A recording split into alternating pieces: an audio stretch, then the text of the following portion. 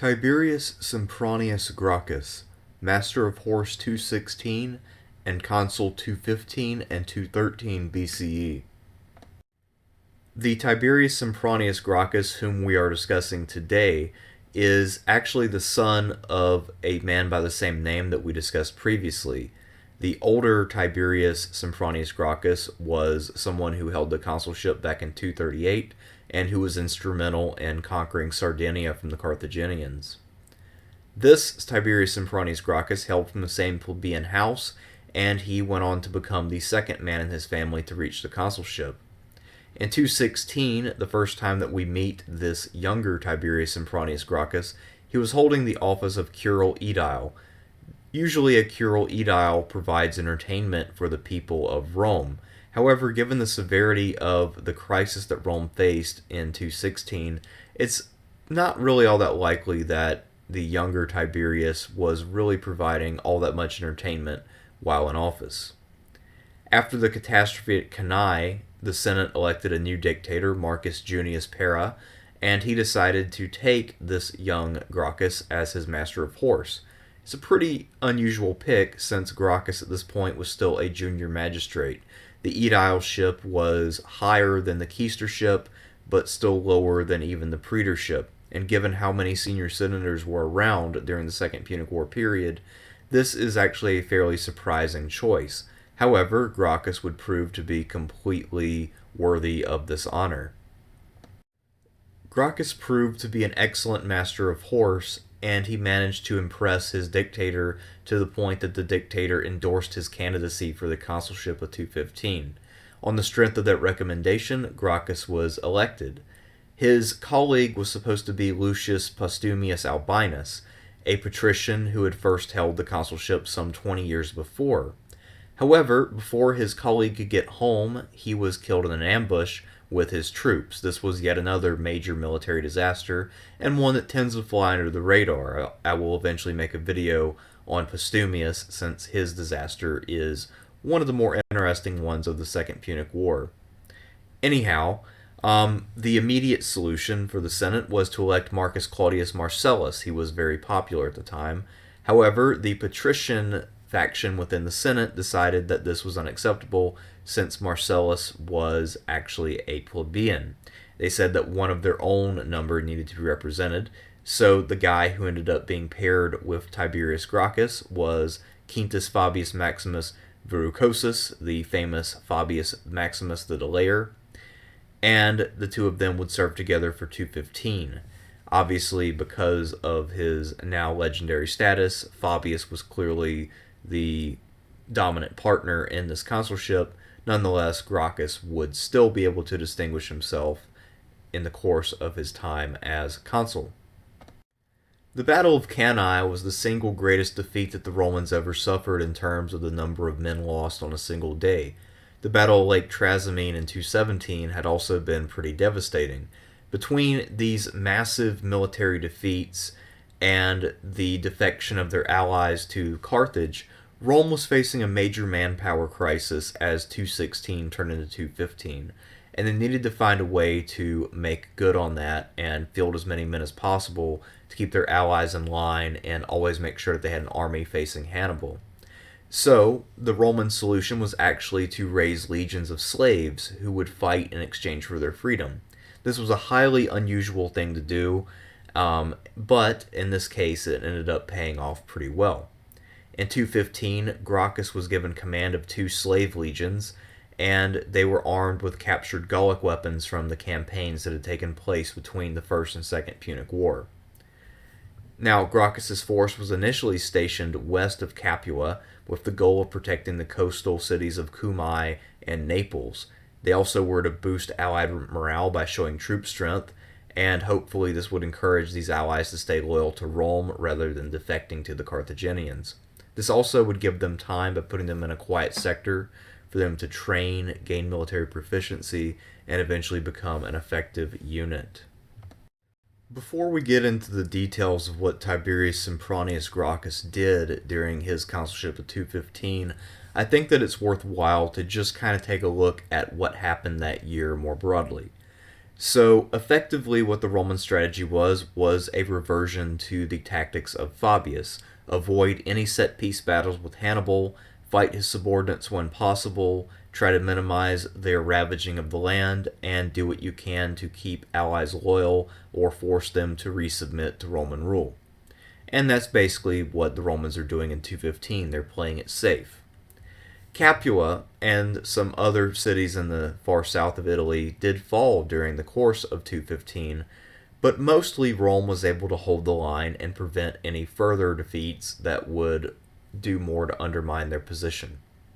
The biggest blow that the Romans suffered in 215 was when Hannibal successfully made an alliance with Philip V of Macedon, and in theory this should be a major threat to the Romans, but for reasons that we won't get into in this video, that threat never fully materialized for the Romans, and a lot of this is because they took a proactive stance against this alliance. But that would be a different topic for a different day, and one that we will definitely cover at some point in the future. As the year 215 progressed, the Romans were able to field more units and to think of proactive ways in which to combat the Carthaginians. Eventually, some newly raised legions will arrive near where Gracchus had been stationed, and they will relieve him. Presumably, they will stay in this quiet sector and train, while Gracchus goes out and does things with his slave legions. So Gracchus was ordered to march on the city of Beneventum. This is a key point on the road between Capua and South Italy, and the idea here would be to pose an impediment to Hannibal's communications and also to keep this key city from falling into Hannibal's hands, lest he really create a connection between his holdings. But unexpectedly, it turns out that Gracchus would run into the general Hanno. Hanno was one of Hannibal's main subordinates, and Hanno was out laying waste to the land near Beneventum at the river Color. It seems like he had been dispatched by Hannibal in order to go out and raise provisions for the upcoming winter. Hannibal's main base was at Mount Tifata, and it's widely assumed that what Hanno was doing some raiding before he returned and joined the main army. However, that would never happen, because when Gracchus heard about Hanno's activities, he decided to intercept him and prevent him from doing any further damage to the countryside. Once he was confronted with Gracchus's army, Hanno presumably had the chance to gather his men together and retreat. However, instead he decided to fight it out. And it's very possible that his decision to do so was actually contrary to Hannibal's direct orders.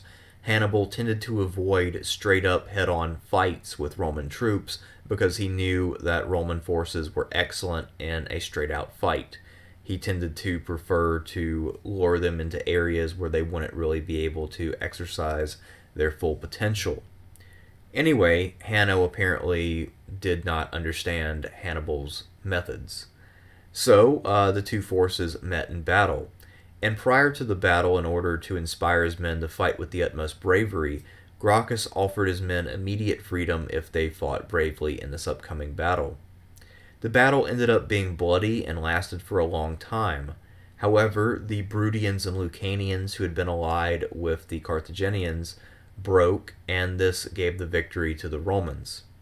Livy claims that 15,000 of Hanno's men died in this battle, although it's probable that that number was a bit exaggerated.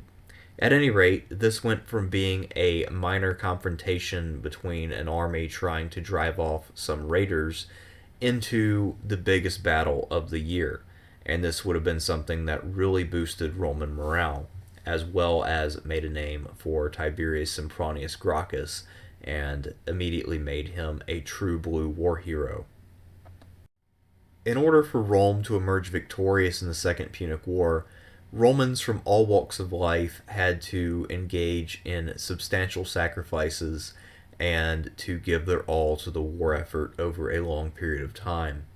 And this not only meant sacrificing their blood, sweat, and tears, but in some cases also giving up their financial assets to the state. So, as you'll recall, Tiberius Gracchus had offered freedom to his men at Beneventum if they conducted themselves well, and in the event they ended up winning the victory of the year. So they were obviously going to be freed.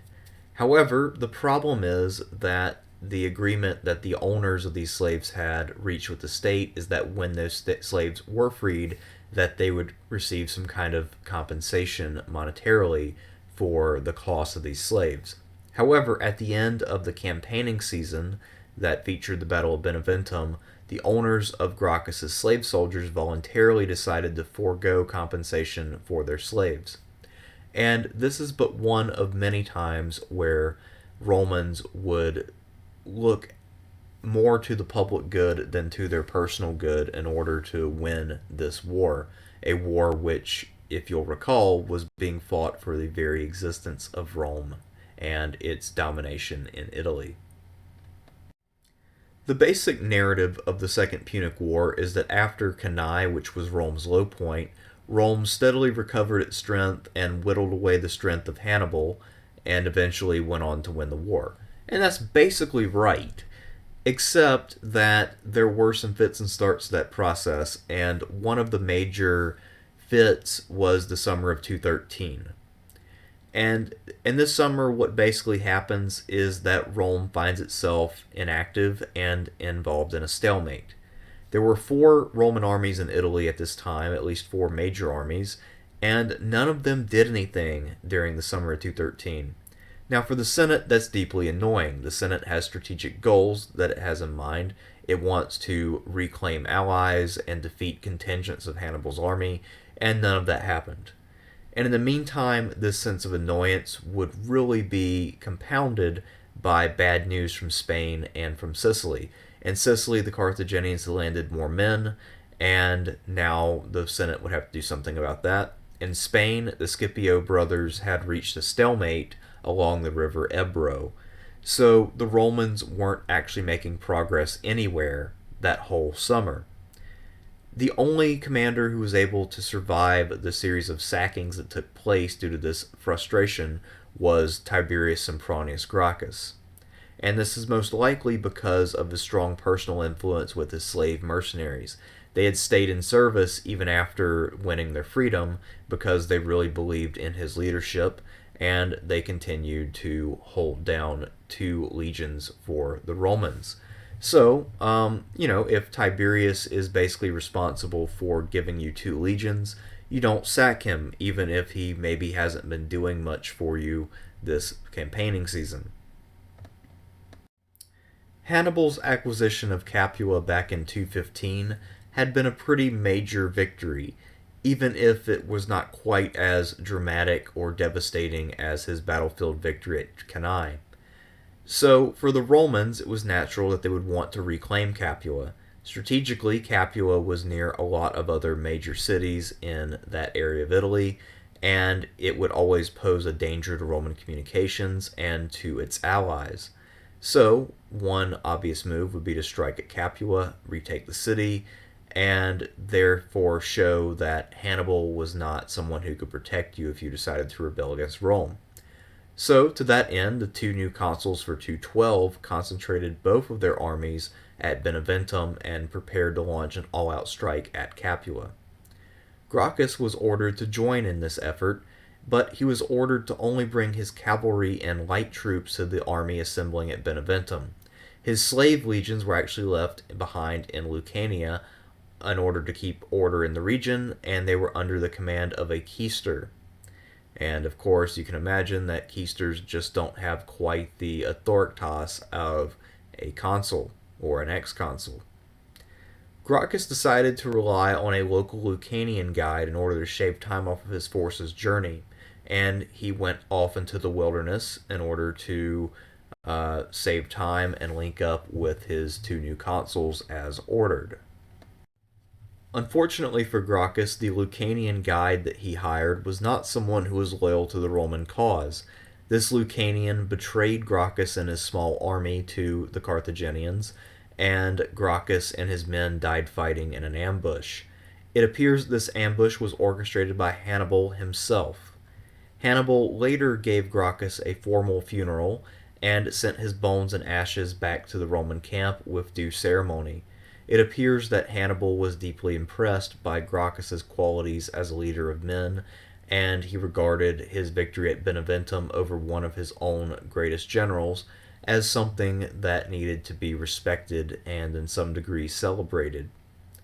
For Gracchus's own slave legions back in Lucania, the death of their former commander was effectively a discharge order so far as they were concerned. After all, they had won their freedom, and in their minds, they were only still under the banner because they believed in Tiberius Sempronius Gracchus. Now that he was dead, there was no reason for them to keep fighting since they had their freedom, so they disbanded themselves. Tiberius Sempronius Gracchus was one of the many talented and brave Roman generals of the Second Punic War who was killed in battle. But among all of them, he still stands out for being someone who was able to take a band of what amounts to misfits, people who normally would not have made the best soldiering material because their incentives would have been so limited, and he managed to make them into a fearsome fighting force which fought an intense, head-on, prolonged battle against a professional army on the other side, and they managed to emerge victorious.